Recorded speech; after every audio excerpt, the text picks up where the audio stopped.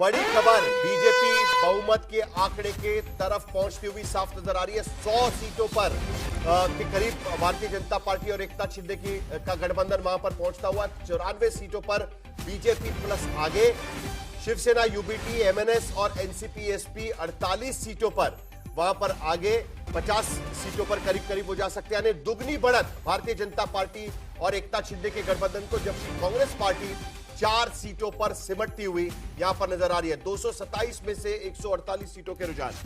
साहिल देखिए, एक चीज जो मुंबई को हमें देखना पड़ेगा कि जो पॉलिटिक्स मुंबई में 60-70 के दशक से चल रही थी, इस चुनाव में उस पूरी पॉलिटिक्स, उस रूलिंग एलिट का पूरी तरीके से सफाया दिखाई पड़ रहा है। जो शरद पवार कंट्रोल करते थे, जो बाला साहब ठाकरे कंट्रोल करते थे, जो विलासराव देशमुख कांग्रेस के लोग कंट्रोल करते थे, वो पॉलिटिक्स पूरी खत्म हो गई। मैं इसे खत्म हुई है, खत्म कर दी गई। नई पीढ़ी ने उसका स्वाहा कर दिया ना, आप जो भी कह लीजिए स्ट्रैटेजी से। लेकिन बाला साहब ठाकरे जगह उनको लगा उद्धव ठाकरे ले लेंगे, वो होता नहीं कभी। आज की तारीख में देवेंद्र फडणवीस और उसके साथ साथ एकनाथ शिंदे, इन दोनों ने मिलकर बिल्कुल नए तरीके की राजनीति वहां चल रही है। वो जो पुरानी राजनीति के मैं बोलूंगा उसके बाद लोग हमको वोट दे देंगे, वो पॉलिटिक्स खत्म हो चुकी है। बिल्कुल सही कह रहे हैं आप। मैं आपको वही कहने की कोशिश कर रहा हूं कि देखिए, आपको अपनी पॉलिटिक्स को रिविजिट करना पड़ता है। भारतीय जनता पार्टी ने गोपीनाथ मुंडे, प्रमोद महाजन की पॉलिटिक्स नहीं की महाराष्ट्र के भीतर, वो अलग पॉलिटिक्स थी। वो अलग पॉलिटिक्स थी।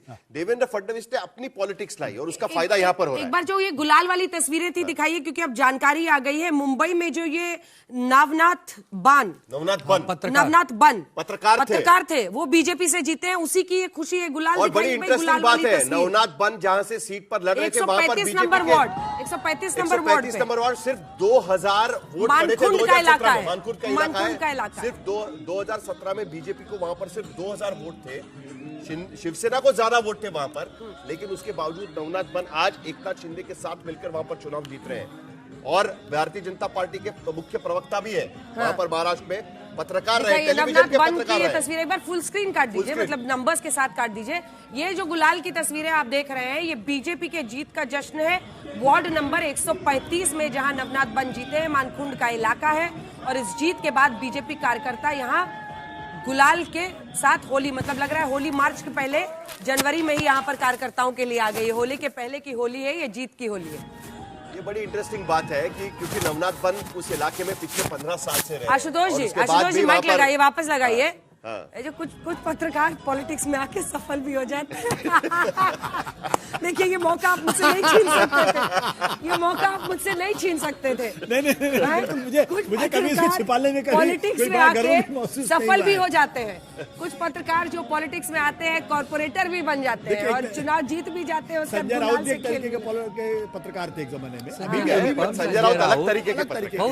देखिए, पत्रकार के लिए बड़ा मुश्किल होता है राजनीति के अंदर, और भी लोकसभा जो इलेक्टोरल पॉलिटिक्स होती है उसमें सर्वाइव कर बहुत मुश्किल होता है, बहुत ही मुश्किल होता है। अगर आप ज्यादातर मुश्किल तो हमने देखी आपके साथ। हाँ, बिल्कुल हमारे साथ देखी, हमारी आंखों देखी है। अकबर को आप देख लीजिए, इतने बड़े पत्रकार थे, बड़े संपादक, तो मंत्री भी बने। उसके बाद उनका सफाया दूसरी वजह से हुआ है। राज्यसभा ऐसे चुनाव में नहीं जीता। चंदन मित्रा, स्वपन दास गुप्ता, कोई इलेक्टोरल पॉलिटिक्स सक्सेसफुल नहीं हो। या तो राज्यसभा गए या फिर उन्होंने सेफ रास्ता चुना। आप चुनाव में लड़े, लेकिन वो टेम्परामेंट अलग होता है। क्योंकि मैं इसको इसलिए कह सकता हूँ, मैं इसलिए कह रही हूँ कि इनकी जीत और आपका जो आपने सीखा होगा, एक सीख तो दे दीजिए। बहुत सारे होंगे जो अभी भी एस्पायर करते होंगे। पत्रकारों के लिए मुझे किसी एक पत्रकार ने सलाह दी थी, इलेक्टोरल पॉलिटिक्स समझ जाइएगा। अगर आपको राज्यसभा जाना है तो ज्यादा बेहतर तरीके से, क्योंकि आपका टेम्परामेंट है नहीं और आप उस तरीके से पॉलिटिक्स कर नहीं सकते। आनंद जी और जैसे देवेंद्र फडणवीस जैसे लोग हैं या बाकी जैसे लोग हैं, जो इलेक्टोरल पॉलिटिक्स के नेता का जो टेम्परामेंट होता है और जितनी मेहनत उसमें होती है, आप सोच ही नहीं सकते। देवेंद्र फडणवीस को जितने लोग जानते हैं, आपको बताते हैं, नागपुर के वो हैं, वहीं का उनका जन्म है और शुरू में उन्होंने मॉडलिंग भी की है। अगर आप देखिएगा देवेंद्र फडणवीस मॉडल लिखिएगा तो आपको तस्वीरें उनकी आएगी। एक कपड़े की कंपनी के लिए उन्होंने मॉडलिंग भी की थी, वकील बने, लेकिन वकालत करते करते ही वो पॉलिटिक्स में घुसे, एबीवीपी में घुसे, संघ से बहुत करीबी उनका रिश्ता था और करते करते आज वो यहाँ पर पहुंचे। एकनाथ शिंदे को देखे, उन्होंने खुद मुझे इंटरव्यू में बताया कि एक वक्त ऐसा था जब मेरे पिता ने मुझे नया नया ऑटो खरीद के दिया था और चाहते थे कि बहुत ट्रेड यूनियन के इधर उधर संगठन में जाता है, इसको ऑटो दो, इसको जल्दी से बांधो, काम करेगा तो फिर ये सब में नहीं फंसेगा। लेकिन वो अपनी माँ के सामने रोए और उन्होंने कहा मेरा मन नहीं चलता है, मैं ये ऑटो नहीं चलाऊंगा। माँ ने कहा जाओ, तुमको जो करना है करो। और ट्रेड यूनियन से होते होते अपने चुनाव में आज वो इस मकाम पर पहुंचे हैं। तो बहुत दिलचस्प और इंस्पायरिंग स्टोरीज है दोनों की, अगर आप देखिए, क्योंकि बहुत आसान नहीं था एक ब्राह्मण होते हुए बीजेपी में सर्वोच्च पद पर महाराष्ट्र में आना। उनके लिए। वहीं एकनाथ शिंदे के लिए बहुत आसान नहीं था, उनको एक कोजी मिनिस्टर का पद तो मिला ही हुआ था।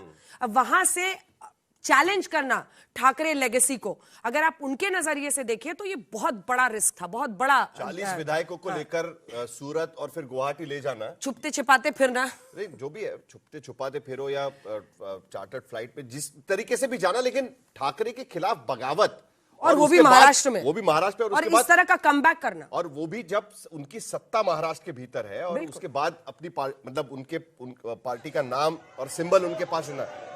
ये सीधी तस्वीरें हम देख रहे हैं यहाँ पर, सेलिब्रेशन की तस्वीरें यहाँ पर नजर आ रही है। बीजेपी पहुंच गई और बीजेपी 93 सीटों पर 152 सीटों का रुझान इस वक्त हमारे पास है, यानी करीब करीब आधे से ज्यादा सीटों का रुझान मुंबई के भीतर इस वक्त हमारे पास आ चुका है। 53 सीटों पर शिवसेना, यूबीटी, एमएनएस और एनसीपी-एसपी गठबंधन, 93 सीट पर 93 सीटों पर बीजेपी और एकनाथ शिंदे गठबंधन, यहां पर शिवसेना गठबंधन यहां पर 93 सीटों पर पहुंच चुका है।